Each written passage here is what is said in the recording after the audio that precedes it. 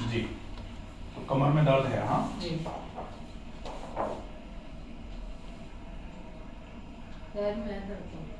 कमर से होते हुए पैर में आ रहा है ना? कमर से पैर तक।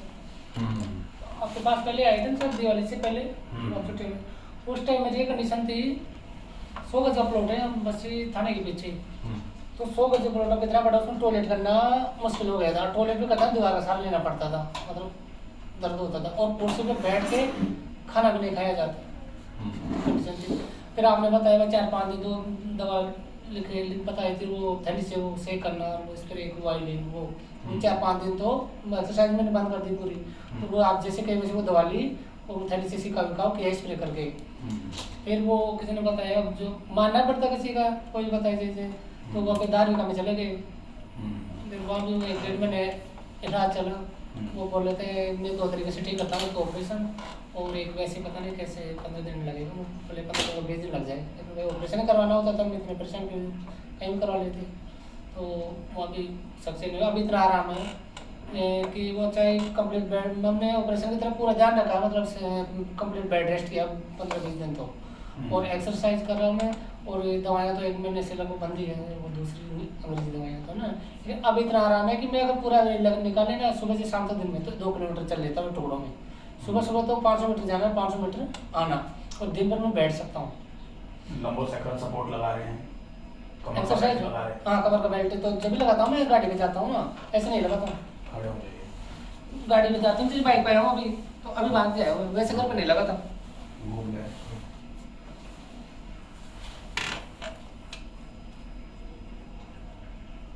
एक तो ये बेल्ट जो है ना, इसको बिल्कुल सही करके लगाया जाए। जैसे बेल्ट अभी भी ये तिरछा लगा हुआ है, ऐसे तो थोड़ा सा इधर ज़्यादा, हाँ उधर ज़्यादा है, इधर तो सेंटर में लगाएं।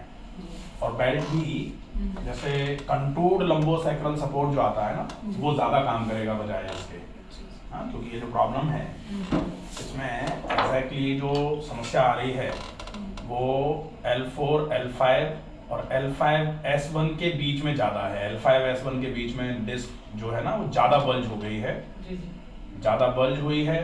तो उसकी वजह से धीरे धीरे धीरे धीरे करके नस जो वहाँ से निकल करके पैर की तरफ जाती है वो दब रही है। और वो जितनी ज़्यादा दबेगी, वो कमर में भी दर्द थोड़ा बहुत रहेगा, और पैर में जहाँ जहाँ नस की सप्लाई है वहाँ वहाँ दर्द ज़्यादा रहेगा। पहले दर्द रहेगा, जब और ज़्यादा दब जाएगी तो पैर सुना हो जाएगा। फिर लोग कहते हैं ना पैर झूठा पड़ जाता है, चलते चलते पैर लचक जाता है, हम गिर जाते हैं। तो वो स्थिति आ सकती है। ये हो क्यों रहा है? क्योंकि इसके आसपास की जो मांसपेशियां हैं, रीढ़ के आसपास की मांसपेशियां, वो कमजोर हो गई हैं। और उन कमजोर मांसपेशियों की वजह से वजन जो है मांसपेशियां नहीं ले पा रही कमजोरी के चक्कर में। अब वजन अगर मांसपेशियां नहीं ले पा रही हैं तो वजन हड्डियों पे पड़ जाता है। अब हड्डियों पे वजन पड़ेगा तो ऊपर की हड्डी नीचे की हड्डी पे प्रेशर डालेगी, दबाव मारेगी, और ऊपर की हड्डी नीचे की हड्डी पे ऐसे करके प्रेशर डालेगी, तो बीच में से जो भी चीजें हैं वो बल्ज होकर के ऐसे, जैसे ये मान लो, ये मान लेते हैं ये डिस्क है, और ये L4 है, ये L5 है नीचे वाली हथेली। और अगर ऐसे करके प्रेशर पड़ेगा तो ये जो हिस्सा है ना, ये ऐसे करके बल्ज होके बाहर की तरफ आ जाएगा। अब ये बल्ज होके बाहर की तरफ आएगा, क्यों आ रहा है? क्योंकि हड्डियां पास पास आ रही हैं। हड्डियां पास पास क्यों आ रही हैं? क्योंकि हड्डियों को दूर दूर रखना और वजन को उठाने का जो काम था मांसपेशियों का, वो मांसपेशियां काम नहीं कर पा रही। क्यों नहीं कर पा रही? क्योंकि मांसपेशियों पे ना तो ऑक्सीजन पहुंच रहा प्रॉपर, ना उन पर न्यूट्रिशन पहुंच रहा प्रॉपर। और मांसपेशियों के लिए भोजन होता है व्यायाम। तो व्यायाम बहुत लंबे समय से सही तरीके से किया नहीं गया, और अब मांसपेशियां इतनी थक गई हैं कि अब अगर अभी व्यायाम करेंगे तो प्रॉब्लम आ जाएगी। तो अभी व्यायाम नहीं कर सकते। अभी व्यायाम थोड़ा बहुत, जो हल्का बहुत धीरे धीरे करके, जैसे कमजोर थके हुए आदमी से काम ज्यादा नहीं कराया जाता, थोड़ा थोड़ा काम कराया जाता है, चलना फिरना थोड़ा बहुत करा लिया, तो वो धीरे धीरे करके उसकी कार्य क्षमता बढ़ती जाती है। तब अपन धीरे धीरे करके ज्यादा काम कराना चालू करते हैं। तो व्यायाम के केस में आज ही ज्यादा व्यायाम कर देंगे तो प्रॉब्लम आ जाएगी। दर्द होता है जब मैं नहीं करता कभी इस वजह से।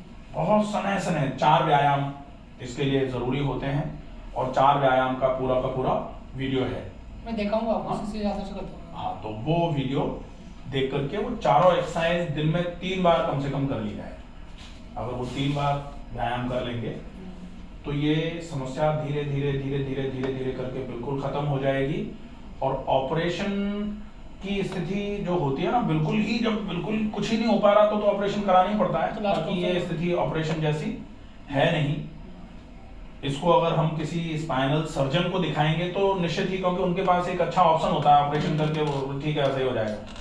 लेकिन ऑपरेशन करने के बाद भी मांसपेशियों की ताकत तो बढ़ती नहीं। मांसपेशियों की ताकत बढ़ाने के लिए आपको वही घूम फिर के व्यायाम आगे भी करना ही पड़ेगा। तो वो अगर हम पहले कर लेते हैं तो अच्छी बात है।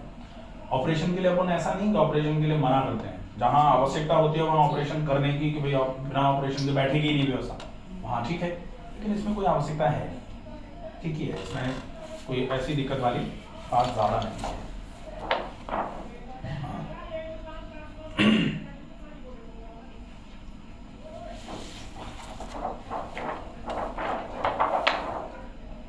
लेकिन डिस्क बल्ज जो है ना वो L4-5 और L5 दोनों जगह पर है।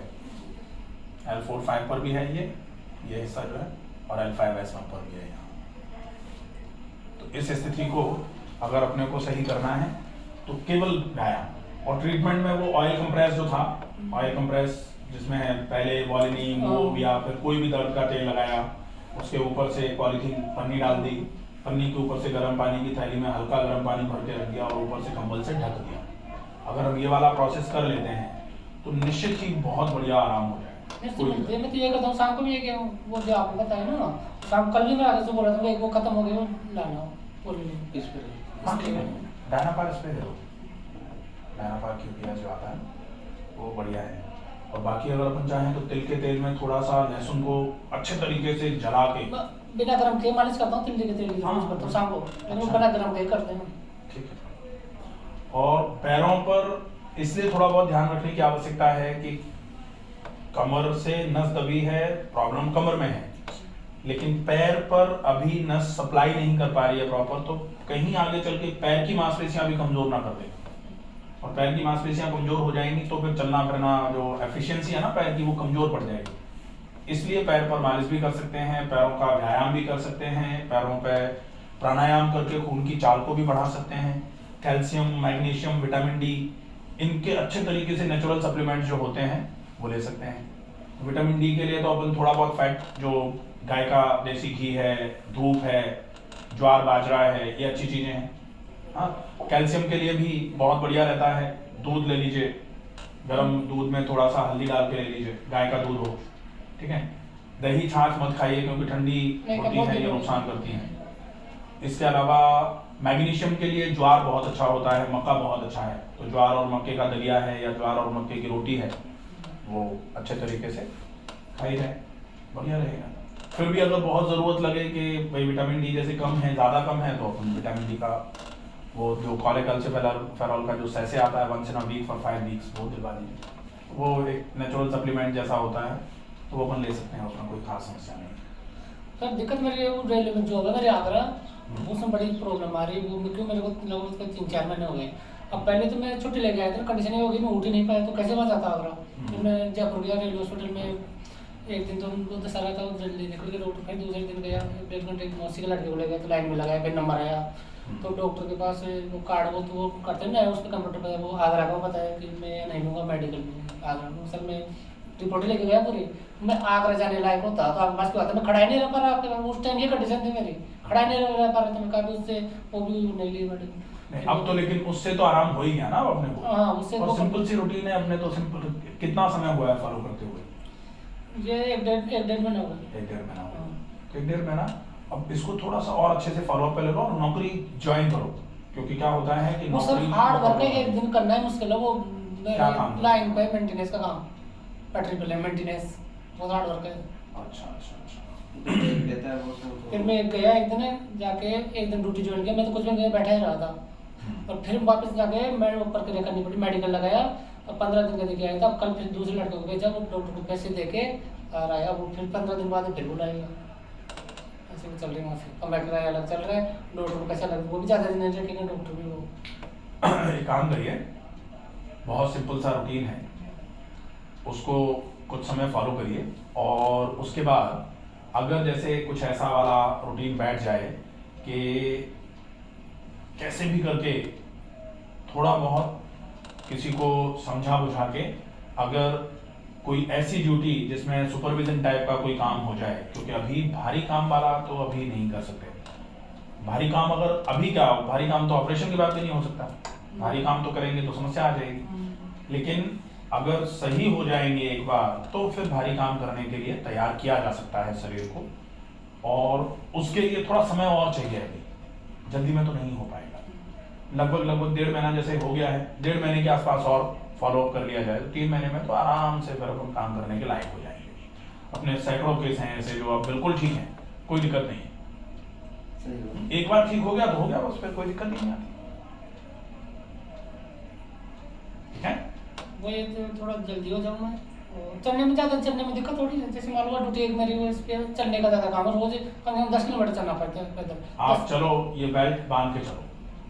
हाँ, और थोड़ा ऐसा रखो कि जैसे 1 किलोमीटर, 1.25 किलोमीटर, 1.5 किलोमीटर चले, उसके बाद 5 मिनट के लिए ही बैठ जाएं। जी हाँ सर।